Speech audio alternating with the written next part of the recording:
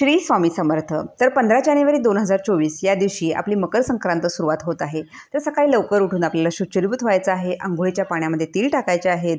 तसेच आपल्याला उद्या सूर्याची उपासना उद्यापासून आपण सूर्याची उपासना करू शकतो, ती रथसप्तमीपर्यंत आपण करायची असते। तर बघा, उद्यापासून आपण जर तांब्याच्या भांड्यामध्ये तांब्यामध्ये आपण थोडंसं कुंकू आणि तीळ हे घेऊन आपण सूर्याला अर्घ्य त्याचा देऊ शकतो। आणि हे अर्घ्य देताना आपण ओम ऋणी सूर्याय नमः या मंत्राचा जप करायचा आहे। एरवी आपण हे दोन्ही एकत्र मिश्रण करू शकत नाही, पण संक्रांतीच्या या पर्वणीमध्ये आपण नक्कीच ह्या वस्तू एकत्र करून सूर्याला अर्घ्य देऊ शकतो।